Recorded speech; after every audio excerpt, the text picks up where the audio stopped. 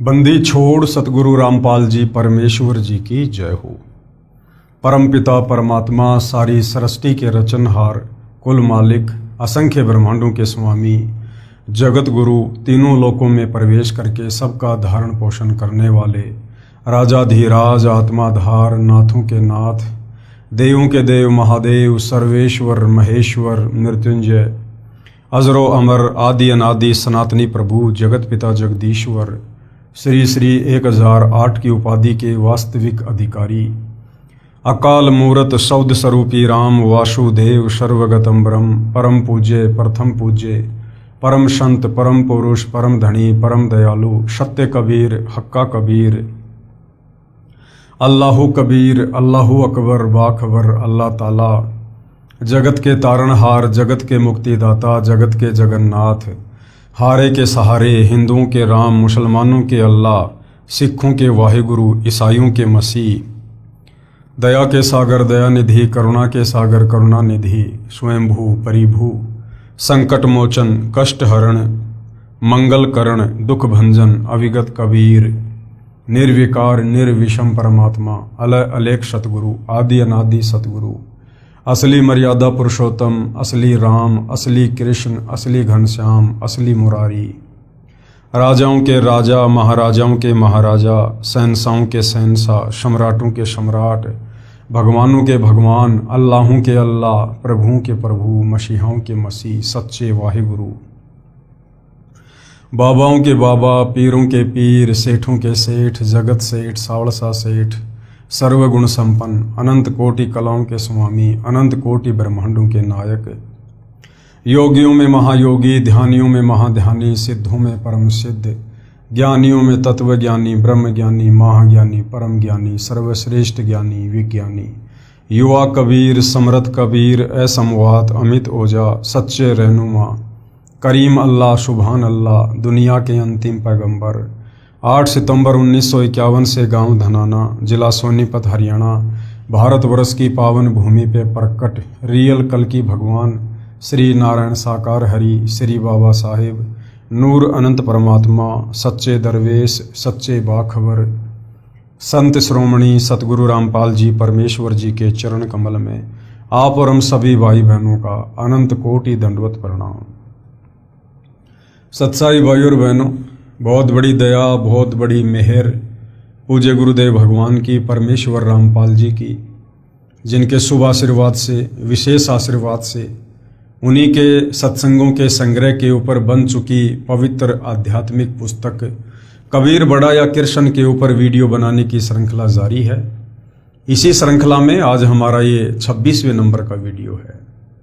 इस पवित्र पुस्तक कबीर बड़ा या कृष्ण के प्रत्येक वीडियो से विशेषकर हिंदू समाज से जुड़े भाई बहनों को अध्यात्म के विषय में, भक्ति और भगवान के विषय में बहुत कुछ जानने और समझने को मिल रहा है। भाई और बहनों, वर्तमान में इस पवित्र पुस्तक पर हमारा जो टॉपिक चल रहा है वो है जनता की अदालत।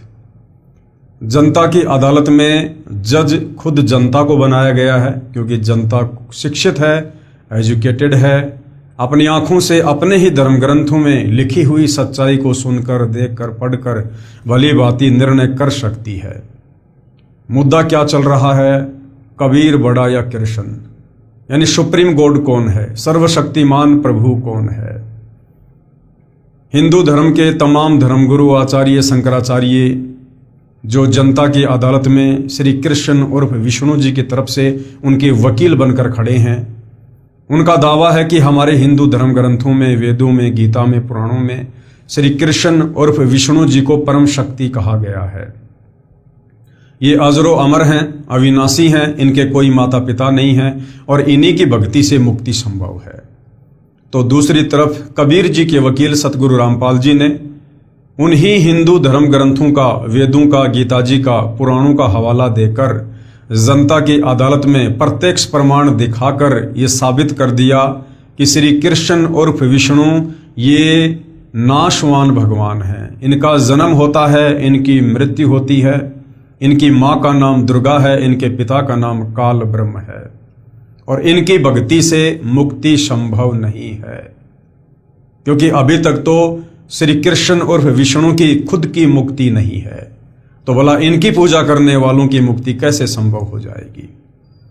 अब भाइयों और बहनों, ये तमाम बातें जो जनता की अदालत में सतगुरु रामपाल जी की तरफ से हिंदू धर्म ग्रंथों को दिखा दिखा कर रखी जा रही हैं, उन्हें देखने के बाद जनता की धीरे धीरे आंखें खुलने लगी हैं। जनता विचार करने लगी है कि हमारे धर्म गुरु हमारे ही धर्म ग्रंथों में लिखी सच्चाई हमें नहीं बता पाए। कारण तत्व ज्ञान का अभाव, क्योंकि तत्वदर्शी संत के बिना आप कभी भी अध्यात्म को नहीं समझ सकते। गीता अध्याय 4 श्लोक 34 में गीता ज्ञानदाता खुद अर्जुन को कह रहा है कि अर्जुन, अगर तुझे पूर्ण परमात्मा की भक्ति करनी है, तुझे सदा सदा के लिए जन्म और मृत्यु से अपना पीछा छुड़वाना है, तो किसी तत्वदर्शी संत की शरण में चला जा। वो तत्वदर्शी संत ही तुझे परमात्मा के मार्ग की जानकारी देगा। इससे सिद्ध है कि पवित्र गीता जी में भी वो कंप्लीट ज्ञान नहीं है, क्योंकि गीता खुद आगे का ज्ञान लेने के लिए, पूर्ण ज्ञान लेने के लिए तत्वदर्शी संत की शरण में जाने का आदेश दे रही है। तो हिंदू समाज की धीरे धीरे आंखें खुल रही हैं और जनता की अदालत में जनता अब सतगुरु रामपाल जी से अध्यात्म में रुचि लेते हुए अध्यात्म के विषय में तरह तरह के सवाल कर रही है। जो सवाल उनके दिलो दिमाग में गूंज रहे थे, परंतु जवाब नहीं मिल पा रहा था, अब उन्हें अपने प्रत्येक सवाल का प्रमाणित जवाब मिल रहा है और शास्त्रों से आंखों से देखकर उनको संतुष्टि भी हो रही है। तो इसी कड़ी में जब जनता सतगुरु रामपाल जी से अध्यात्म के विषय में और अधिक जानने लगी कि हमें कबीर जी की भक्ति अपनाने से पहले क्या इन देवी देवताओं की भक्ति छोड़नी पड़ेगी, क्या हमें उन परंपरागत पूजाओं को त्यागना पड़ेगा यदि हमने कबीर जी की शास्त्र अनुकूल भक्ति करनी है। तो सतगुरु रामपाल जी ने कहा कि हाँ, आपने बिल्कुल शास्त्र विरुद्ध साधना को त्यागना पड़ेगा।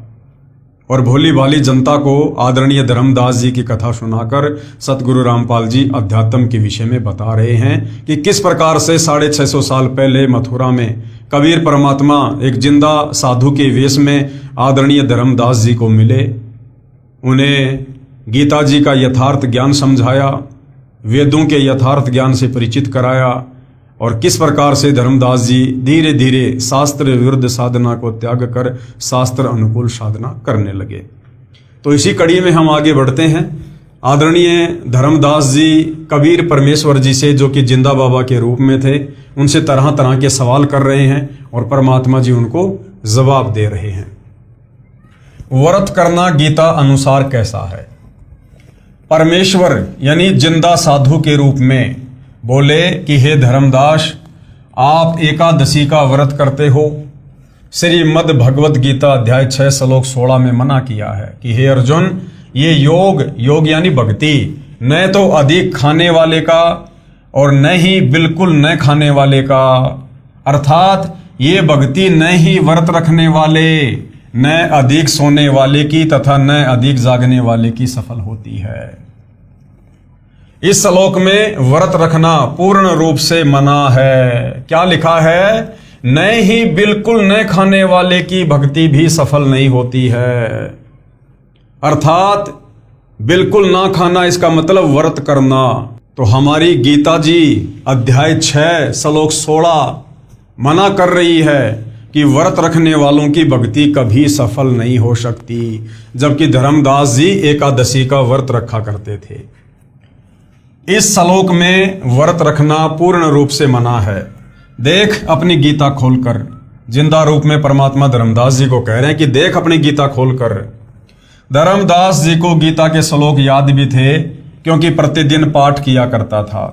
फिर भी सोचा कि कहीं जिंदा संत नाराज ना हो जाए, इसलिए गीता खोलकर अध्याय 6 श्लोक 16 पढ़ा तथा स्वीकारा कि आपने मेरी आंखें खोल दी जिंदा, आप तो परमात्मा के स्वरूप लगते हो। अब देखिए भाइयों और बहनों, ये वही गीता जी अध्याय 6 श्लोक नंबर 16 है जो आदरणीय धर्मदास जी ने अपनी आंखों से खोलकर देखा। और यही गीता अध्याय 6 श्लोक 16 अब जनता की अदालत में सतगुरु रामपाल जी जनता को दिखा रहे हैं ताकि उन्हें भी विश्वास हो। पेश है फोटोकॉपी गीता अध्याय 6 श्लोक 16 की। ये श्लोक भाइयों और बहनों आप जियों के सामने है। न अति अश्नत है तू योग है अस्ति न च एकांतम ऐन सत है न च अति सौपनशील से जागृत न एवं च अर्जुन। इसका यहां पर हिंदी अनुवाद किया हुआ है। हे अर्जुन, यह योग, योग यानी भक्ति, न तो बहुत खाने वाले का, यानी जो बहुत ज्यादा खाना खाता है, बार बार खाता है, पेट भरा भरा रहता है, ज्यादा अन्न खाने से वासना प्रबल होती है, नींद आती है, आलस्य आता है। तो ये जो भक्ति है, जो योग है, जो मुक्ति का जो मार्ग है, शास्त्र अनुकूल साधना है, बहुत ज्यादा भोजन खाने वाले की भी सफल नहीं होती है। और न बिल्कुल न खाने वाले का, और जो बिल्कुल भोजन नहीं करता यानी जो व्रत करता है, उसकी भी भक्ति सफल नहीं होती। व्रत रखना यानी बिल्कुल भी ना खाना, बिल्कुल भी खाना नहीं खाएंगे तो क्या होगा, हमारा शरीर अंदर से बार बार भोजन की डिमांड करेगा। हमें भक्ति से ज्यादा हमें भोजन याद आएगा। सत्संग सुनने बैठेंगे, बार बार अंदर से भूख जागृत होगी, तो हम ना सत्संग सुन सकते, ना बैठकर शांति से ध्यान से मंत्र कर सकते, ना अन्य कोई भक्ति कर्म कर सकते, यदि हमारा पेट बिल्कुल खाली रहेगा तो। इसलिए हमें संयम के साथ में ये भक्ति करनी है, बिल्कुल संयमित होके, ना ज्यादा खाना ना कम खाना, जितनी शरीर की आवश्यकता है उतना खाना। और न बिल्कुल न खाने वाले का तथा न बहुत शयन करने स्वभाव वाले का, और जो बहुत ज्यादा सोता है उसकी भी कभी भक्ति सफल नहीं हो सकती। और न सदा जागने वाले का ही सिद्ध होता है, और जो हमेशा जाग जाग के भक्ति करता है, सोता ही नहीं है, रातों को जागता रहता है, उसकी भी भक्ति सफल नहीं होती है।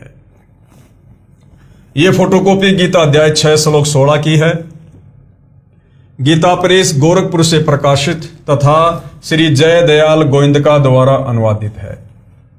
इसमें स्पष्ट कहा है कि योग यानी साधना उनकी सफल नहीं होती जो बिल्कुल कुछ नहीं खाते यानी व्रत रखते हैं।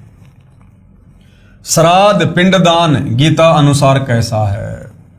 अब व्रत के विषय में तो पता चल गया कि गीता जी तो व्रत करने के लिए मना कर रही है। व्रत करने वाले कभी भी भक्ति सफल नहीं कर सकते, कभी भी उनकी मुक्ति नहीं हो सकती। अब आगे परमात्मा धर्मदास जी को समझा रहे हैं कि तुम जो ये श्राद्ध निकालते हो, जो पिंड दान करते हो, इन नादान धर्म गुरुओं के कहने पर जो तुम भूत पूजा कर रहे हो, ये गीता जी के अनुसार कैसी है? आप श्राद्ध व पिंडदान करते हो, गीता अध्याय 9 श्लोक 25 में स्पष्ट किया है कि भूत पूजने वाले भूतों को प्राप्त होंगे। ये जो श्राद्ध निकालते हैं, पिंड दान करते हैं, ये भूत पूजा में आता है। और गीता जी अध्याय 9 श्लोक 25 मना कर रहा है कि भूत पूजने वाले भूत बनेंगे, यानी अपने पूर्वजों के पास उस पितृ योनि में जाएंगे, भूत योनि में जाएंगे। आप श्राद्ध व पिंडदान करते हो, गीता अध्याय 9 श्लोक 25 में स्पष्ट किया है कि भूत पूजने वाले भूतों को प्राप्त होंगे। श्राद्ध करना, पिंडदान करना, ये भूत पूजा है, ये व्यर्थ की साधना है, गीता जी मना कर रही है। श्राद्ध पिंडदान के प्रति रुचि ऋषि का वेद मत। अब परमात्मा एक उदाहरण देकर, एक कथा सुनाकर धर्मदास जी को समझा रहे हैं। श्राद्ध और पिंडदान के प्रति रुचि ऋषि का वेद मत। मार्कंडे पुराण में रोच्य ऋषि के जन्म की कथा आती है। रुचि ऋषि का बेटा था रोच्य ऋषि। एक रुचि ऋषि था, वह ब्रह्मचर्य का पालन करते हुए, यानी उसने शादी नहीं करवाई कि मैं अपनी आत्मा का कल्याण करवाऊंगा, वेदों अनुसार साधना करता था, विवाह नहीं कराया था। रुचि ऋषि के पिता, दादा, परदादा तथा तीसरे दादा सब पितर यानी भूत योनि में भूखे प्यासे भटक रहे थे। एक दिन उन चारों ने रुचि ऋषि को दर्शन दिए तथा कहा कि बेटा, आपने विवाह क्यों नहीं किया? विवाह करके हमारे श्राद्ध करना। रुचि ऋषि ने कहा कि हे पितामहो, वेद में इस श्राद्ध आदि कर्म को अविद्या कहा है। अविद्या यानी मूर्खों का कार्य, अर्थात मूर्खों का कार्य कहा है। फिर आप मुझे इस कर्म को करने को क्यों कह रहे हो? पितरों ने कहा कि ये बात बिल्कुल सत्य है कि श्राद्ध आदि कर्म को वेदों में अविद्या यानी मूर्खों का कार्य ही कहा है। एक तरफ तो हम अपने आप को हिंदू कहते हैं और वेदों को हिंदुओं का सर्वश्रेष्ठ ग्रंथ कहा जाता है, और हमारे वेद मना कर रहे हैं कि श्राद्ध नहीं करना चाहिए, ये पिंडदान वगैरह नहीं करने चाहिए, ये भूत पूजा है, प्रेत पूजा है, अंत में दुर्गति हो जाएगी। लेकिन हमारे नादान धर्म गुरु तत्व ज्ञान के अभाव में इन वेदों को ना समझकर, सदग्रंथों को ना समझकर हमारे से सदियों से शास्त्र विरुद्ध साधना करवाते रहे और हमारे पूर्वजों को भूत बनाकर छोड़ दिया, पितर बनाकर छोड़ दिया, और हमें भी वर्तमान में वो तमाम भक्ति विरुद्ध कर्म करवाकर, श्राद्ध निकलवाकर, पिंडदान करवाकर अपने पूर्वजों के पास उन भूत योनियों में भेजने की तैयारी कर रहे थे। फिर उन पितरों ने वेद विरुद्ध ज्ञान बताकर यानी अटपट करके रुचि ऋषि को भ्रमित कर दिया, क्योंकि मोह भी अज्ञान की जड़ है। मार्कंडे पुराण के प्रकरण से सिद्ध हुआ कि वेदों में तथा वेदों के ही संक्षिप्त रूप गीता में श्राद्ध, पिंडोतक आदि भूत पूजा के कर्म को निषेध बताया है, नहीं करना चाहिए। यानी गीता जी मना कर रही है तो समझो वेद मना कर रहे हैं, क्योंकि चारों वेदों का संक्षिप्त रूप श्रीमद् भगवत गीता है। तो गीता जी श्राद्ध निकालने के लिए, भूत पूजा के लिए, पिंडदान करने के लिए मना कर रही है। उन मूर्ख ऋषियों ने अपने पुत्र को भी श्राद्ध करने के लिए विवश किया। उसने विवाह कराया, किसने? रुचि ऋषि ने। उससे रोचे ऋषि का जन्म हुआ और बेटा भी पाप का भागी बना लिया, पितर बना दिया। पेश है संक्षिप्त मार्कंडे पुराण के अध्याय रोचे मनु की उत्पत्ति कथा से संबंधित प्रकरण की फोटोकॉपी। ये मार्कंडे पुराण में भाई और बहनों बिल्कुल क्लियर लिखा हुआ है। रोचे मनु की उत्पत्ति कथा। मार्कंडे जी कहते हैं, ब्राह्मण पूर्व काल की बात है, प्रजापति रुचि, ममता और अहंकार से रहित इस पृथ्वी पर विचरते थे। उन्हें किसी से भय नहीं था, वे बहुत कम सोते थे। उन्होंने न तो अग्नि की स्थापना की थी और न अपने लिए घर ही बनाया था, यानी उसने शादी वादी नहीं करवाई। वे एक बार भोजन करते और बिना आश्रम के ही रहते थे।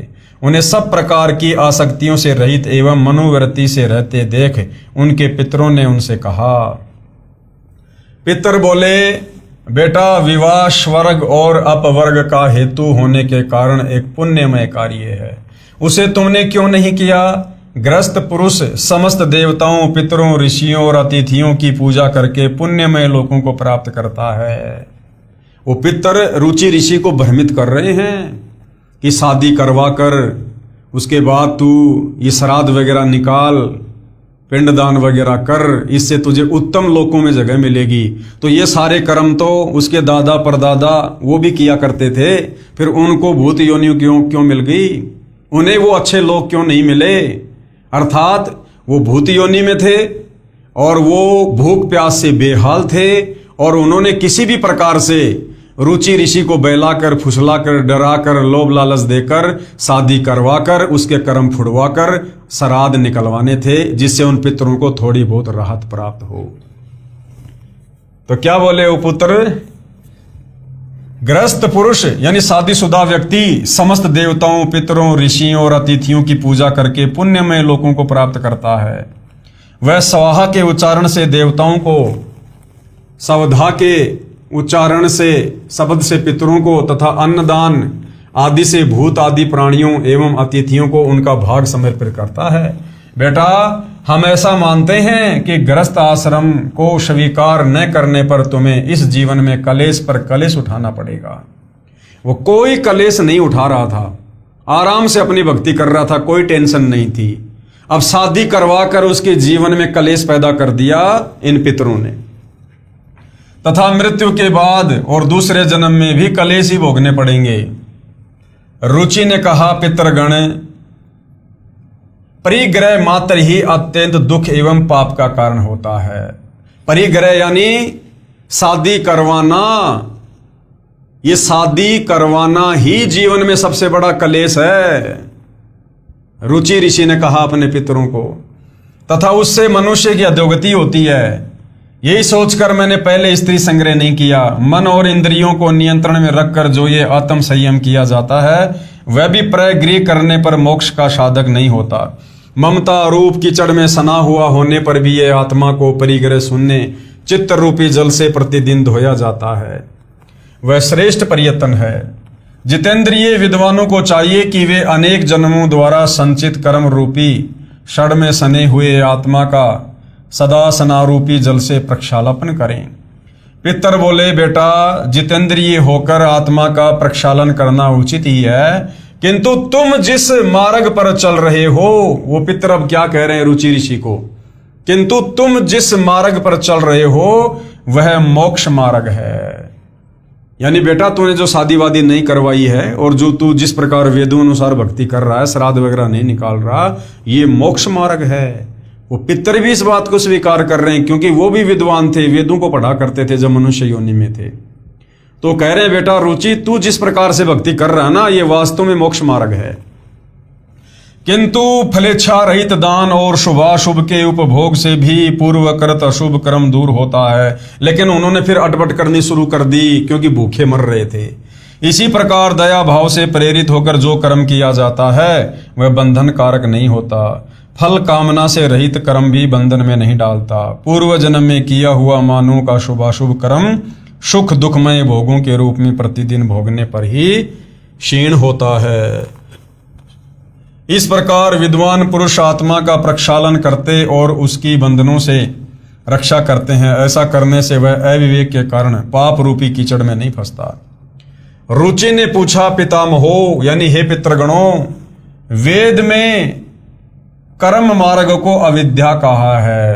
कर्म मार्ग यानी कर्म कांड को वेदों में अविद्या यानी मूर्खों का काम कहा है। फिर क्यों आप लोग मुझे उस मार्ग में लगा रहे हो? तो पितर क्या बोले, ये सत्य है कि कर्म को यानी पाखंड को अविद्या ही कहा गया है, इसमें तनिक भी मिथ्या नहीं है। फिर भी इतना तो निश्चित है कि उस विद्या की प्राप्ति में कर्म ही कारण है। विहित कर्म का पालन न करके जो अधम मनुष्य संयम करते हैं वह संयम अंत में मोक्ष की प्राप्ति नहीं कराता, अपितु अधोगति ले जाने वाला होता है। वत्स, तुम तो समझते हो कि मैं आत्मा का प्रक्षालन कर रहा हूं, यानी उसको डराना शुरू कर दिया, किंतु वास्तव में तुम शास्त्र विहित कर्मों के न करने के कारण पापों से दग्ध हो रहे हो। कर्म अविद्या होने पर भी विधि के पालन द्वारा सौदे हुए विष की भांति मनुष्यों का उपकार करने वाला ही होता है। इसके विपरीत वह विद्या भी विधि की अवहेलना से निश्चय ही हमारे बंधन का कारण बन जाती है। अतः बेटा तुम विधि पूर्वक स्त्री संग्रह करो यानी शादी करवाओ।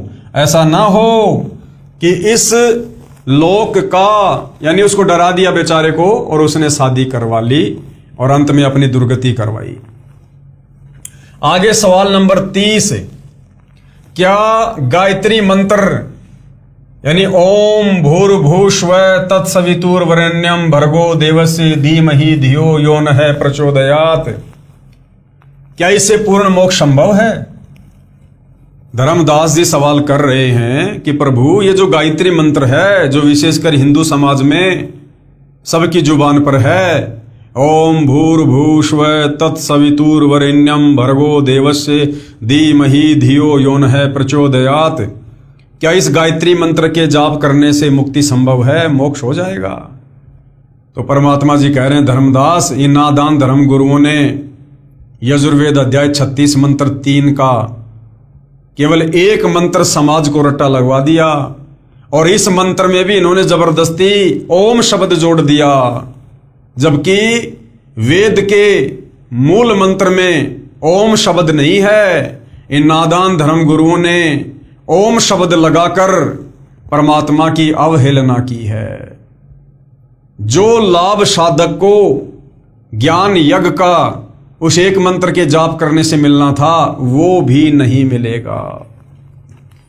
उत्तर, जिसे गायत्री मंत्र कहते हो वह यजुर्वेद के अध्याय 36 का मंत्र 3 है। जिसके आगे ओम अक्षर नहीं है। ये जो ओम अक्षर है ये वेद में नहीं है, ये नादान धर्म गुरुओं ने अपनी तरफ से जोड़ दिया।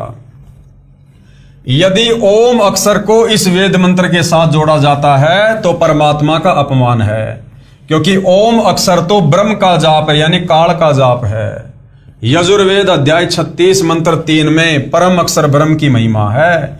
यदि कोई अज्ञानी व्यक्ति पत्र तो लिख रहा है प्रधानमंत्री को और लिख रहा है सेवा में श्रीमान मुख्यमंत्री जी, तो वह प्रधानमंत्री का अपमान कर रहा है। फिर बात रही इस मंत्र यजुर्वेद के अध्याय 36 मंत्र 3 को बार बार जाप करने की, ये क्रिया मोक्षदायक नहीं है। मंत्र का मूल पाठ इस प्रकार है, यानी यजुर्वेद अध्याय 36 मंत्र 3 जो वास्तव में है वो क्या है? भूर्भुस्व, यानी ओम से शुरू नहीं है। भूर्भुस्व तत्सवितु वरेण्यम भर्गो देवस्य धीमहि धियो यो नः प्रचोदयात्। और अनुवाद क्या है इसका? स्वयंभू परमात्मा पृथ्वी लोक को, गोलोक आदि भवनों को वचन से प्रकट करने वाला है। स्वर्ग लोक आदि सुख धाम है, वह उन सब का जनक परमात्मा है। सर्व साधकों को वर्ण करने योग्य अर्थात अच्छी आत्माओं के भक्ति योग्य है। तेजोमय अर्थात प्रकाशमान परमात्मा का उच्च विचार रखते हुए अर्थात बड़ी समझ से जो बुद्धिमानों के समान विवेचन करता है, वह विवेकशील व्यक्ति मोक्ष का अधिकारी बनता है। ये इसका भावार्थ है। भावार्थ, परमात्मा स्वयंभू जो भूमि, गोलोक, आदि लोक तथा स्वर्ग लोक है, उन सब का सर्जनहार है। उस उज्जवल परमेश्वर की भक्ति श्रेष्ठ भक्तों को ये विचार रखते हुए करनी चाहिए कि जो पुरुषोत्तम यानी सर्वश्रेष्ठ परमात्मा है, जो सर्व प्रभुओं से श्रेष्ठ है, उसकी भक्ति करें, जो सुख धाम अर्थात सर्व सुख का दाता है। केवल परमात्मा की महिमा है इस मंत्र में। उपरोक्त मंत्र का ये हिंदी अनुवाद व भावार्थ है। इसकी संस्कृत या हिंदी अनुवाद को पढ़ते रहने से मोक्ष नहीं है, क्योंकि ये तो परमात्मा की महिमा का एक अंश है। अर्थात हजारों वेद मंत्रों में से यजुर्वेद अध्याय 36 का मंत्र संख्या 3 केवल एक मंत्र है। यदि कोई चारों वेदों को भी पढ़ता रहे तो भी मोक्ष नहीं है। मोक्ष होगा वेदों में वर्णित ज्ञान के अनुसार भक्ति क्रिया करने से। उदाहरण, बिजली की महिमा है कि बिजली अंधेरे को उजाले में बदल देती है। बिजली ट्यूबवेल चलाती है जिससे फसल की सिंचाई होती है। बिजली आटा पीसती है, आदि आदि बहुत से गुण बिजली के लिखे हैं। यदि कोई व्यक्ति प्रतिदिन बिजली के गुणों का पाठ करता रहे तो उसे बिजली का लाभ प्राप्त नहीं होगा। लाभ प्राप्त होगा बिजली का कनेक्शन लेने से। कनेक्शन कैसे प्राप्त हो सकता है? उस विधि को प्राप्त करके फिर बिजली के गुणों का लाभ प्राप्त हो सकता है। केवल बिजली की महिमा को गाने मात्र से नहीं, इसी प्रकार वेद मंत्रों में अर्थात श्रीमद् भगवत गीता जो चारों वेदों का सार है, उसमें मोक्ष प्राप्ति के लिए जो ज्ञान कहा है, उसके अनुसार आचरण करने से मोक्ष लाभ अर्थात परमेश्वर प्राप्ति होती है। आगे धर्मदास जी ने फिर परमात्मा जी से प्रश्न किया। प्रश्न धर्मदास जी का, हे जिंदा, मुझे तो ये भी ज्ञान नहीं है कि गीता में मोक्ष प्राप्ति का ज्ञान कौन सा है। मैंने गीता को पढ़ा है परंतु समझा नहीं। हमारे धर्म गुरुओं ने जो भक्ति बताई उसे श्रद्धा से करते आ रहे हैं। वर्षों से चला आ रहा भक्ति का शास्त्र विरुद्ध प्रचलन सर्व भक्तों को सत्य लग रहा है। क्या गीता में लिखी भक्ति विधि पर्याप्त है? तो परमेश्वर जी ने क्या जवाब दिया? उत्तर जिंदा बाबा का, गीता में केवल ब्रह्म स्तर की भक्ति विधि लिखी है, यानी केवल इस काल ब्रह्म ज्योति निरंजन तक की भक्ति है। पूर्ण मोक्ष के लिए परम अक्षर ब्रह्म की भक्ति करनी होगी। गीता में पूर्ण विधि नहीं है, केवल संकेत है। जैसे गीता अध्याय 17 श्लोक 23 में कहा है कि सच्चिदानंद घन ब्रह्म अर्थात परम अक्षर ब्रह्म की प्राप्ति के लिए ओम तत् सत इस मंत्र का निर्देश है। इसके सुमरण की विधि 3 प्रकार से है। इस मंत्र में ओम तो क्षर पुरुष अर्थात इस ब्रह्म का मंत्र तो स्पष्ट है, परंतु परब्रह्म अक्षर पुरुष का मंत्र तत् है, यानी सांकेतिक है, जो सांकेतिक है। उपदेशी को तत्वदर्शी संत बताएगा। यानी वर्तमान में सतगुरु रामपाल जी बताते हैं जो भगत सतनाम प्राप्त करता है। और तीसरा जो सत है ओम तत् सत में, ये मंत्र पूर्ण ब्रह्म यानी परम अक्षर ब्रह्म का है, ये भी सांकेतिक है। इसको भी तत्वदर्शी संत उपदेशी को बताता है। तत्वदर्शी संत के पास पूर्ण मोक्ष मार्ग होता है, जो ना वेदों में है, ना गीता में, तथा ना पुराणों या अन्य उपनिषदों में। तत्व ज्ञान की सत्यता को प्रमाणित करने के लिए गीता तथा वेद सहयोगी हैं। जो भक्ति विधि वेद गीता में है वही तत्व ज्ञान में भी है। सूक्ष्म वेद अर्थात तत्व ज्ञान में वेदों तथा गीता वाली भक्ति विधि तो है ही, इससे भिन्न पूर्ण मोक्ष वाली साधना भी है। उदाहरण के लिए 10वीं कक्षा का पाठ्यक्रम गलत नहीं है परंतु अधूरा है। बीए एमए वाले पाठ्यक्रम में 10वीं वाला ज्ञान भी होता है, उससे आगे का भी होता है। यही दशा वेदों गीता तथा सूक्ष्म वेद के ज्ञान में अंतर की समझो। फिर धर्मदास जी ने आगे और प्रश्न किया, प्रश्न नंबर 32, गीता तथा वेदों में ये कहां प्रमाण है कि पूर्ण मोक्ष मार्ग तत्वदर्शी संत के पास ही होता है? वेदों व गीता में नहीं है। हे प्रभु जिंदा मेरी शंका का समाधान कीजिए। आपका ज्ञान हृदय को छूता है, सत्य भी है, परंतु विश्वास तो प्रत्यक्ष प्रमाण देखकर ही होता है। तो परमेश्वर जी ने उत्तर दिया, गीता अध्याय 4 श्लोक 25 से 30 में गीता ज्ञानदाता ने बताया है कि हे अर्जुन, सभी भगत अपनी साधना व भक्ति को पाप नाश करने वाली अर्थात मोक्षदायक जानकर ही करते हैं। यदि उनको ये निश्चय न हो कि तुम जो भक्ति कर रहे हो ये शास्त्र अनुकूल नहीं है तो वे साधना ही छोड़ देते। जैसे कई साधक देवताओं की पूजा रूपी यज्ञ अर्थात धार्मिक अनुष्ठान करके ही पूजा मानते हैं, अन्य ब्रह्म यानी काल तक की पूजा करते हैं, कई केवल अग्नि में घी आदि डालकर अनुष्ठान करते हैं जिसको हवन कहते हैं। गीता अध्याय 4 श्लोक 25, ये देखिएगा, गीता अध्याय 4 श्लोक नंबर 25। दूसरे योगीजन देवताओं के पूजन रूप यज्ञ का ही भली भांति अनुष्ठान किया करते हैं और अन्य योगीजन यानी अन्य जो भगत हैं वो परब्रह्म परमात्मा रूप अग्नि में अभेद दर्शन रूप यज्ञ के द्वारा ही आत्म रूप यज्ञ का हवन किया करते हैं। अन्य योगीजन अर्थात भगतजन आंख कान मुंह बंद करके क्रियाएं करते हैं, उसी में अपना मानव जीवन हवन अर्थात समाप्त कर देते हैं। गीता अध्याय 4 श्लोक 26 का ये भावार्थ है, देखिए। अन्य योगीजन श्रोत्र आदि समस्त इंद्रियों को संयम रूप अग्नियों में हवन किया करते हैं और दूसरे योगी लोग यानी भगत लोग शब्द आदि समस्त विषयों को इंद्रिय रूप अग्नियों में हवन किया करते हैं। अन्य योगीजन अर्थात भगतजन श्वासों को आना जाना ध्यान से देखकर भक्ति साधना करते हैं, जिससे वे आत्म संयम साधना रूपी अग्नि में अपना जीवन हवन अर्थात मानव जीवन पूरा करते हैं, जिसे ज्ञान दीप मानते हैं अर्थात अपनी साधना को श्रेष्ठ मानते हैं।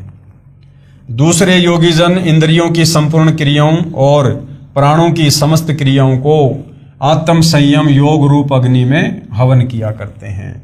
यानी सब लोग तत्व ज्ञान के अभाव से अपनी मनमुखी साधना कर रहे हैं।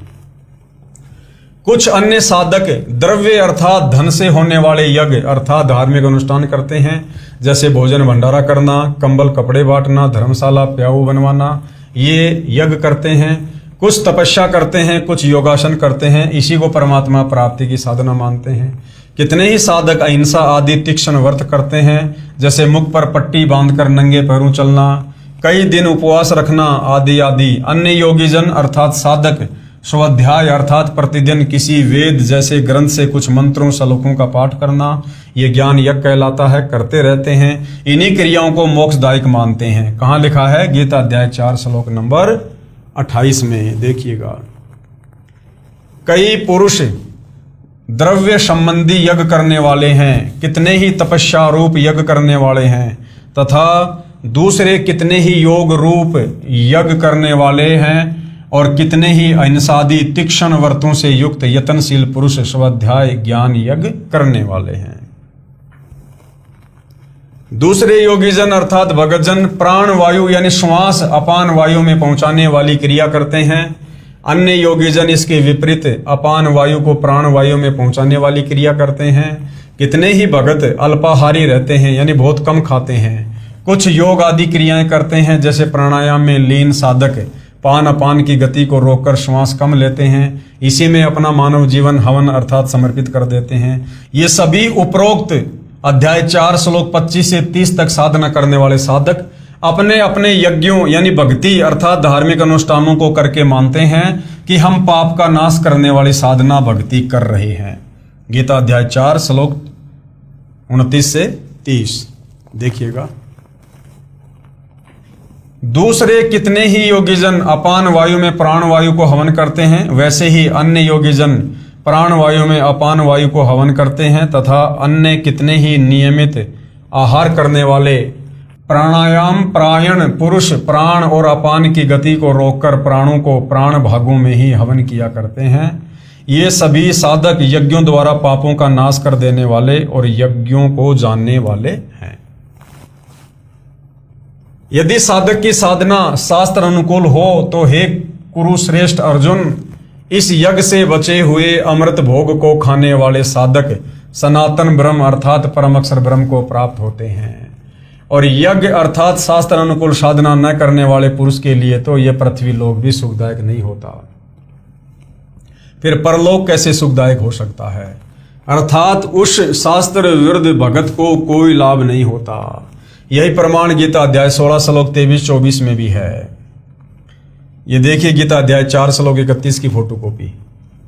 हे कुरुश्रेष्ठ अर्जुन, यज्ञ से बचे हुए अमृत का अनुभव करने वाले योगीजन सनातन परब्रह्म परमात्मा को प्राप्त होते हैं, और यज्ञ न करने वाले पुरुष के लिए तो यह मनुष्य लोक भी सुखदायक नहीं, फिर परलोक कैसे सुखदायक होगा। यानी शास्त्र अनुकूल साधना करने वाले के लिए तो सब कुछ ठीक है, और जो शास्त्र विरुद्ध साधना करता है उसके लिए तो ये लोक भी सुखमय नहीं है। फिर भला मरने के बाद में दूसरा लोक सुखमय कैसे होगा, सीधा नरक में जाएगा। गीता ज्ञान दाता ने ऊपर के 25 से 30 तक श्लोकों में स्पष्ट किया है कि जो भगत जैसी साधना कर रहा है उसे मोक्षदायक तथा सत्य मानकर कर रहा है। परंतु गीता अध्याय 4 के ही श्लोक 32 में बताया कि यज्ञों अर्थात धार्मिक अनुष्ठानों का यथार्थ ज्ञान ब्रह्मण मुखे यानी परम अक्षर ब्रह्म स्वयं अपने मुख कमल से बोलकर देता है। वह सच्चिदानंद घन ब्रह्म अर्थात परम अक्षर ब्रह्म की वाणी कही गई है। उसे तत्व ज्ञान भी कहते हैं। उसी को 5वां वेद सूक्ष्म वेद भी कहते हैं। उस तत्व ज्ञान में भक्ति विधि विस्तार के साथ बताई गई है। उसको जानकर भगत सर्व पापों से मुक्त हो जाता है अर्थात पूर्ण मोक्ष को प्राप्त हो जाता है। नोट, गीता अध्याय 4 श्लोक 32 के अनुवाद में सभी अनुवादकों ने एक जैसी ही गलती कर रखी है। ब्रह्मणे शब्द का अर्थ वेद कर रखा है। ब्रह्मणे मुखे का अर्थ वेद की वाणी में किया है, जो गलत है। उन्हीं अनुवादकों ने गीता अध्याय 17 श्लोक 23 में ब्रह्मणे का अर्थ सच्चिदानंद घन ब्रह्म किया है, जो बिल्कुल सही है। इसलिए गीता अध्याय 4 श्लोक 32 में भी ब्रह्मणे का अर्थ सच्चिदानंद घन ब्रह्म अर्थात कबीर परमात्मा परम अक्षर ब्रह्म करना ही उचित है। ये देखिएगा फोटोकॉपी गीता अध्याय 4 श्लोक 32 की। एवं बहुविधा यज्ञा वितता ब्रह्मणे मुखे कर्म जान विधि तान सर्वान एवं ज्ञात्वा विमोक्षस्य। इस प्रकार और भी बहुत तरह के यज्ञ वेद की वाणी में नहीं, ब्रह्मणे मुखे यानी परमात्मा के मुख कमल से उच्चारित वाणी में, सच्चिदानंद घन ब्रह्म की वाणी में, कबीर वाणी में विस्तार से कहे गए हैं। उन सब को तू मन इंद्रिय और शरीर की क्रिया द्वारा संपन्न होने वाला जान। इस प्रकार तत्व से जानकर उसके अनुष्ठान द्वारा तू कर्म बंधन से सर्वदा मुक्त हो जाएगा। गीता अध्याय 4 श्लोक 34 में गीता ज्ञानदाता ने कहा है कि उस ज्ञान को जो परमात्मा अपने मुख कमल से बोलकर सुनाता है, जो तत्व ज्ञान है, उसको तू तत्वदर्शी संतों के पास जाकर समझ। उनको दंडवत प्रणाम करने से कपट छोड़कर नम्रता पूर्वक प्रश्न करने से तत्वदर्शी संत तुझे तत्व ज्ञान का उपदेश करेंगे। गीता अध्याय 4 श्लोक 34 की फोटोकॉपी। उस ज्ञान को तू तत्वदर्शी ज्ञानियों के पास जाकर समझ। गीता ज्ञानदाता कह रहा कि मुझे भी भैया वो कंप्लीट मोक्ष वाला ज्ञान नहीं है, सृष्टि रचना का ज्ञान नहीं है अर्जुन। उस ज्ञान के लिए तू किसी तत्वदर्शी संत की खोज कर, अर्थात ना तो कंप्लीट ज्ञान गीता ज्ञानदाता को और ना गीता जी में। उनको भली भांति दंडवत प्रणाम करने से, उनकी सेवा करने से, सरलता पूर्वक प्रश्न करने से वे परमात्म तत्व को भली भांति जानने वाले ज्ञानी महात्मा तुझे उस तत्व ज्ञान का उपदेश करेंगे। यानी तत्वदर्शी संत तुझे बताएगा पूर्ण मोक्ष मार्ग क्या है। इससे यह भी सिद्ध हुआ कि गीता वाला ज्ञान पूर्ण नहीं है, परंतु गलत भी नहीं है। गीता ज्ञान दाता को भी पूर्ण मोक्ष मार्ग का ज्ञान नहीं, क्योंकि तत्व ज्ञान की जानकारी गीता ज्ञान दाता को नहीं है। जो परमात्मा यानी परम अक्षर ब्रह्म ने अपने मुख कमल से बोला होता है, उसको तत्वदर्शी संतों से जानने के लिए कहा है। यही प्रमाण यजुर्वेद अध्याय 40 मंत्र 10 में भी है। कहा है कि परम अक्षर ब्रह्म को कोई तो समवात अर्थात रामकृष्ण की तरह उत्पन्न होने वाला साकार कहते हैं, कोई असमवात अर्थात परमात्मा उत्पन्न नहीं होता, वह निराकार है। परमेश्वर उत्पन्न होता है या नहीं उत्पन्न होता, वास्तव में कैसा है ये ज्ञान कौन बताएगा? धीराणाम यानी तत्वदर्शी संत बताते हैं, उनसे पूछो कि परमात्मा जन्म लेता है या नहीं लेता है, ये कौन बताएगा? तत्वदर्शी संत। अब भाई परमात्मा जन्म लेता है या नहीं लेता है, ये परमात्मा के अलावा दूसरा कौन बता सकता है? तो तत्वदर्शी संत की भूमिका निभाने के लिए खुद परमात्मा ही आते हैं। प्रश्न नंबर 33 धर्मदास जी का सवाल है, प्रभु हे जिंदा, तत्वदर्शी संत की क्या पहचान है तथा प्रमाणित सदग्रंथों में कहां प्रमाण है? आपका ज्ञान आत्मा के आर पार हो रहा है। गीता का शब्दा शब्द यथार्थ भावार्थ आप जी के मुख कमल से सुनकर युगों की प्यासी आत्मा कुछ तृप्त हो रही है, गदगद हो रही है। तो कबीर परमेश्वर जो जिंदा बाबा के रूप में थे, उन्होंने तत्वदर्शी संत की क्या पहचान बताई और कहां लिखी हुई है? उत्तर जिंदा परमेश्वर जी का। परमेश्वर ने बताया कि पहले तो लक्षण सुन तत्वदर्शी संत अर्थात पूर्ण ज्ञानी सतगुरु के। सतगुरु के लक्षण 4 बखाना। प्रथम वेद शास्त्र को ज्ञाना, दूजे हरि भक्ति मन कर्म बानी, तीसरे समदृष्टि कर जानी, चौथे वेद विधि सब कर्मा, ये 4 गुरु गुण जानो मरमा। कबीर सागर के अध्याय जीव धर्म बोध के पेज नंबर 1960 पर यह अमृतवाणियां अंकित है। भावार्थ क्या है? जो तत्वदर्शी संत यानी पूर्ण सतगुरु होगा उसमें 4 मुख्य गुण होते हैं। नंबर 1, वह वेदों तथा अन्य सभी ग्रंथों का पूर्ण ज्ञानी होगा।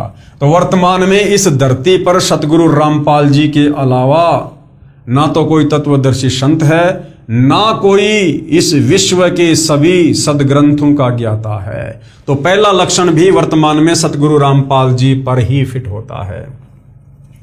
दूसरा लक्षण, दूसरे वह परमात्मा की भक्ति मन कर्म वचन से स्वयं करता है, केवल वक्ता नहीं होता, उसकी करनी और कथनी में अंतर नहीं होता। तो भाई सन 1994 से लेकर और 10 अप्रैल 2026 तक सतगुरु रामपाल जी ने जो भी वचन फरमाए हैं, आप उनको मिलान करके देख सकते हो। आपको उनकी करनी और कथनी में कोई अंतर नहीं मिलेगा। तो दूसरा लक्षण भी सतगुरु रामपाल जी पर ही सेट होता है। 3, वह सर्व अनुयायियों को समान दृष्टि से देखता है, ऊंच नीच का भेद नहीं करता। सतगुरु रामपाल जी का नारा है, जीव हमारी जाति है, मानव धर्म हमारा, हिंदू मुस्लिम सिख ईसाई धर्म नहीं कोई न्यारा। आज यदि सर्व समाज को समान रूप से समदृष्टि रूप से देखते हुए यदि कोई प्यार दे रहा है, यदि कोई ज्ञान दे रहा है, तो केवल एकमात्र सतगुरु रामपाल जी हैं। तो तीसरा लक्षण भी सतगुरु रामपाल जी पर ही सेट होता है। चौथा लक्षण क्या है? चौथे, वह सर्व भक्ति कर्म वेदों के अनुसार करता तथा करवाता है। आप शंकराचार्यों को देख लो, किसी भी हिंदू धर्मगुरु को देख लो, मुसलमान, जैनी, सिख, यहूदी, फारसी, मंगोली, किसी भी धर्म के धर्मगुरुओं को देख लो, वो अपने धर्म ग्रंथों के अनुसार भी भक्ति साधना अपने अपने समाज को नहीं करवा रहे हैं, शास्त्र विरुद्ध साधना ही करवा रहे हैं। एकमात्र पूरे विश्व में सतगुरु रामपाल जी हैं जो पूरे विश्व के जो प्रमाणित ग्रंथ हैं, चारों वेद और गीता जी, उनके अनुसार भक्ति साधना करवा रहे हैं। तो ये चारों लक्षण वर्तमान में सतगुरु रामपाल जी पर फिट होते हैं और ये चारों लक्षण तत्वदर्शी संत के हैं और तत्वदर्शी संत की भूमिका खुद कबीर परमात्मा यानी परम अक्षर ब्रह्म ही करता है। तो सतगुरु रामपाल जी वर्तमान में स्वयं पूर्ण ब्रह्म परमेश्वर हैं।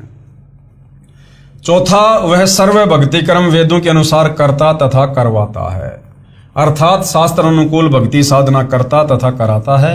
ये ऊपर का प्रमाण तो सूक्ष्म वेद में है जो परमेश्वर ने अपने मुख कमल से बोला है यानी कबीर सागर में। अब आप जी को श्रीमद् भगवत गीता में प्रमाण दिखाते हैं कि तत्वदर्शी संत की क्या पहचान बताई है। श्रीमद् भगवत गीता अध्याय 15 श्लोक 1 में स्पष्ट है, ऊर्ध्व मूलम अधः शाखम अश्वत्थम प्राहु अव्यम छंदासी यस्य पर्णानि ये तम वेद स वेदविद। क्या अनुवाद किया है? ऊपर को मूल यानी जड़ वाला और नीचे को तीनों गुण रूपी शाखा वाला उल्टा लटका हुआ संसार रूपी पीपल का वृक्ष जानो। इसे अविनाशी कहते हैं क्योंकि उत्पत्ति प्रलय चक्र सदा चलता रहता है, जिस कारण से इसे अविनाशी कहा है। इस संसार रूपी वृक्ष के पत्ते आदि छंद हैं अर्थात भाग हैं। ये तम वेद जो इस संसार रूपी वृक्ष के सर्वे भागों को तत्व से जानता है वह वेद के तात्पर्य को जानने वाला है, अर्थात वह तत्वदर्शी संत है। जैसा कि गीता अध्याय 4 श्लोक 32 में कहा है कि परम अक्षर ब्रह्म स्वयं पृथ्वी पर प्रकट होकर अपने मुख कमल से तत्व ज्ञान विस्तार से बोलते हैं। परम अक्षर ब्रह्म खुद ही तत्वदर्शी संत का रूप बनाकर धरती पर प्रकट होकर अपना तत्व ज्ञान बताते हैं। परमेश्वर ने अपनी वाणी में अर्थात तत्व ज्ञान में बताया है, कबीर अक्षर पुरुष एक पेड़ है, क्षर पुरुष यानी निरंजन वा की डार और तीनों देवा यानी ब्रह्मा विष्णु महेश शाखा हैं और पात रूप संसार। जमीन से बाहर जो वृक्ष का हिस्सा है उसे तना कहते हैं। तना तो जानो अक्षर पुरुष है, सात संग ब्रह्मांड का स्वामी। तने से कई मोटी डार निकलती हैं, उनमें से एक मोटी डार जानो क्षर पुरुष यानी काल ब्रह्म। उस डार से 3 शाखा निकलती हैं, उन तीनों शाखाओं को जानो तीनों देवता, रजगुण ब्रह्मा जी, सतगुण विष्णु जी तथा तमगुण शिव शंकर जी। और इन शाखाओं को जो पत्ते लगते हैं उन पत्तों को जानो संसार। गीता अध्याय 15 श्लोक 1 से 4 में सांकेतिक विवरण है, तत्व ज्ञान में विस्तार से कहा गया है। पहले गीता ज्ञान के आधार से ही जानते हैं। गीता अध्याय 15 श्लोक 2 में कहते हैं कि संसार रूपी वृक्ष की तीनों गुण यानी रजगुण ब्रह्मा जी, सतगुण विष्णु, तमगुण शंकर जी रूपी शाखाएं हैं। ये ऊपर यानी स्वर्ग लोक में तथा नीचे पाताल लोक में फैली हुई हैं। क्योंकि गीता जी का ज्ञान पृथ्वी पर दिया जा रहा था, इसलिए ऊपर और नीचे दोनों लोकों का यहां पर वर्णन किया गया है। नोट, रजगुण ब्रह्मा, सतगुण विष्णु तथा तमगुण शंकर हैं। देखिए प्रश्न नंबर 7 में, यानी पहले बता दिया गया है मार्कंडे पुराण को दिखाकर कि रजगुण ब्रह्मा है, सतगुण विष्णु है और तमगुण शंकर है। यानी रज, सत, तम ये जो 3 गुण हैं ये तीनों देवता हैं, ब्रह्मा विष्णु महेश। तीनों शाखाएं ऊपर नीचे फैली हैं, यानी तीनों लोकों में, स्वर्ग लोक में, पृथ्वी लोक पर, पाताल लोक में। इसका तात्पर्य है कि गीता का ज्ञान पृथ्वी लोक पर बोला जा रहा था। तीनों देवता की सत्ता 3 लोकों में है, पृथ्वी लोक पर, स्वर्ग लोक तथा पाताल लोक। ये तीनों एक एक विभाग के मंत्री हैं। कौन? ये ब्रह्मा विष्णु महेश एक एक विभाग के मंत्री हैं। कौन कौन सा विभाग है इनके पास में? रजगुण विभाग के श्री ब्रह्मा जी, सतगुण विभाग के श्री विष्णु जी तथा तमगुण विभाग के श्री शिव जी। गीता अध्याय 15 श्लोक 3 में कहा है कि हे अर्जुन, इस संसार रूपी वृक्ष का स्वरूप जैसे यहां विचार काल में अर्थात तेरे और मेरे गीता जी के ज्ञान की चर्चा में नहीं पाया जाता, अर्थात मैं नहीं बता पाऊंगा। क्योंकि इसके आदि और अंत का मुझे अच्छी तरह ज्ञान नहीं है। गीता ज्ञान दाता हाथ खड़े कर रहा है कि अर्जुन, मैं तुझे संसार रूपी वृक्ष के पूरे विस्तार को भली भांति नहीं समझा पाऊंगा, यानी पूरी सृष्टि रचना का ज्ञान मैं तुझे नहीं बता पाऊंगा, क्योंकि ये मेरी नॉलेज में नहीं है। इसलिए इस अति दृढ़ मूल वाले अर्थात जिस संसार रूपी वृक्ष की मूल है वह परमात्मा भी अविनाशी है, तथा उनका स्थान सतलोक, अलकलोक, अगमलोक तथा अकैलोक, ये चार ऊपर के लोक भी अविनाशी हैं। इन चारों में एक ही परमात्मा भिन्न भिन्न रूप बनाकर सिंहासन पर विराजमान है। इसलिए इसको सुदृढ़ मूलम यानी अति दृढ़ मूल वाला कहा है। इसे तत्व ज्ञान रूपी शस्त्र से काटकर अर्थात तत्वदर्शी संत से तत्व ज्ञान समझकर फिर गीता अध्याय 15 श्लोक 4 में कहा है कि इसके पश्चात यानी तत्वदर्शी संत से तत्व ज्ञान लेने के बाद परमेश्वर के उस परम पद अर्थात सतलोक की खोज करनी चाहिए। यानी सतलोक जाने वाली भक्ति को फिर नियम मर्यादा में रह के दृढ़ता से करना चाहिए। जहां जाने के पश्चात साधक फिर लौटकर संसार में कभी नहीं आते। जिस परमेश्वर से संसार रूपी वृक्ष की प्रवृत्ति विस्तार को प्राप्त हुई है अर्थात जिस परमेश्वर ने सर्व संसार की रचना की है उसी परमेश्वर की भक्ति को पहले तत्वदर्शी संत से समझो। गीता ज्ञानदाता अपनी भक्ति को भी मना कर रहा है। गीता अध्याय 15 श्लोक 16-17 में 3 प्रभु बताए हैं।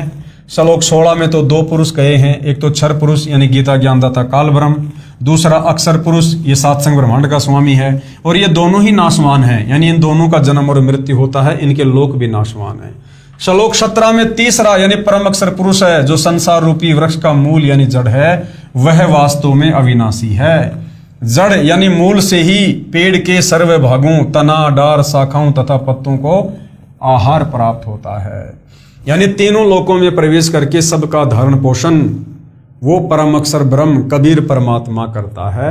वह परम अक्षर ब्रह्म पुरुष ही तीनों लोकों में प्रवेश करके सबका धारण पोषण करता है।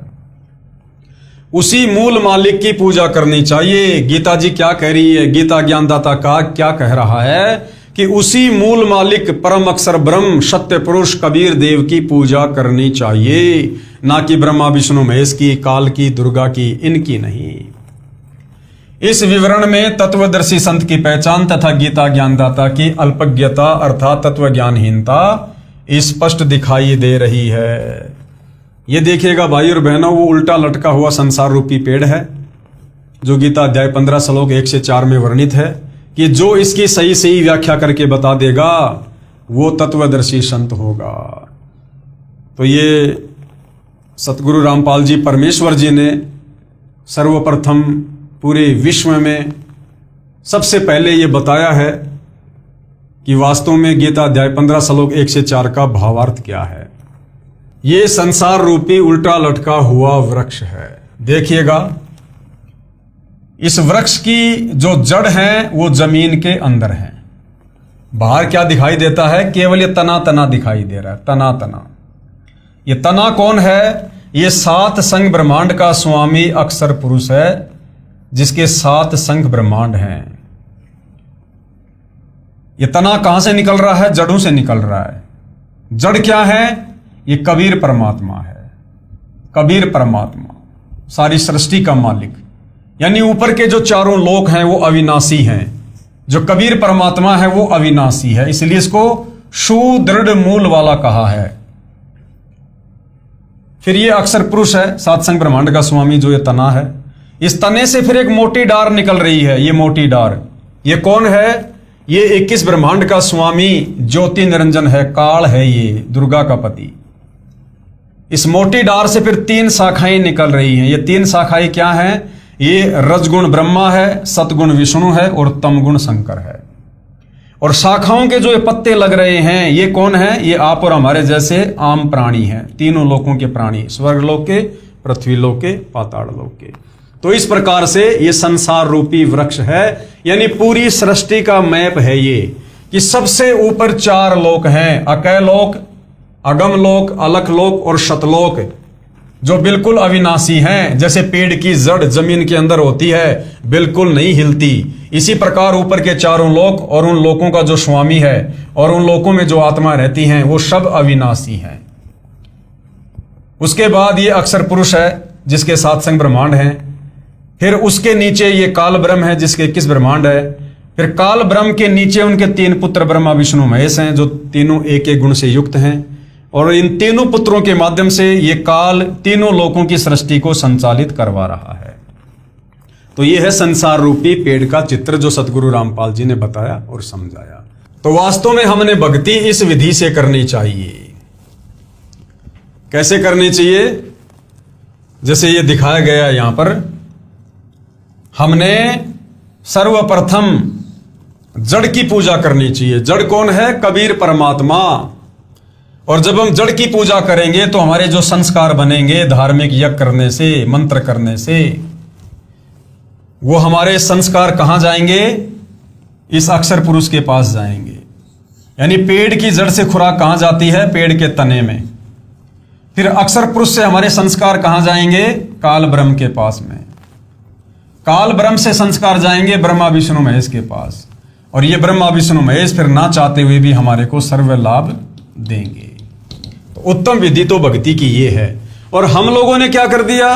नादानी के चलते, तत्व ज्ञान के अभाव में, हमने मिट्टी में, गमले में पेड़ की टहनियों को डाल दिया। हमने जड़ कर दी ऊपर और टहनियों को हमने जमीन में गाड़ दिया। यानी हमने ब्रह्मा विष्णु महेश रूपी शाखाओं की पूजा शुरू कर दी। अब यदि कोई नादान व्यक्ति कहीं से कोई पौधा लाकर उसकी जड़ ऊपर करके और टहनियों को गमले में लगाएगा तो क्या पेड़ कभी फलेगा? कभी नहीं फलेगा, वो नष्ट हो जाएगा। तो हम नादानों ने तत्व ज्ञान के अभाव में हमारे नादान धर्मगुरुओं के कहने पर ब्रह्मा विष्णु महेश को पूर्ण परमात्मा मानकर भक्ति करनी शुरू कर दी, जिससे हमें भक्ति का कोई लाभ किसी प्रकार का नहीं हुआ। अब सतगुरु रामपाल जी ने आकर हमें बताया कि नादानों, अपनी भक्ति विधि को ठीक करो, सुधारो, विधि से चलो। और उन्होंने हमें शास्त्र अनुकूल साधना दी है। कबीर परमेश्वर की भक्ति शुरू करवाई है, यानी जड़ की भक्ति करनी शुरू करवाई है। भक्ति रूपी पौधे की जड़ को नीचे करके फिर उसमें सिंचाई करवाना शुरू किया है, जिससे जो खुराक है वो जड़ों से तने में जाएगी, तने से डार में, डार से शाखाओं में, और फिर ये शाखा रूपी ब्रह्मा विष्णु महेश हमें हर प्रकार का आध्यात्मिक लाभ देंगे। तो ये जो उल्टे लटके हुए संसार रूपी वृक्ष की व्याख्या है, जिसका वर्णन गीता अध्याय 15 श्लोक 1 से 4 में है, ये विश्व में पहली बार सतगुरु रामपाल जी ने ही बताया है। अर्थात सतगुरु रामपाल जी पूर्ण तत्वदर्शी संत हैं। जिंदा बाबा का दूसरी बार अंतर्ध्यान होना। अब कबीर परमात्मा धर्मदास जी के सामने अचानक अंतर्ध्यान क्यों हुए?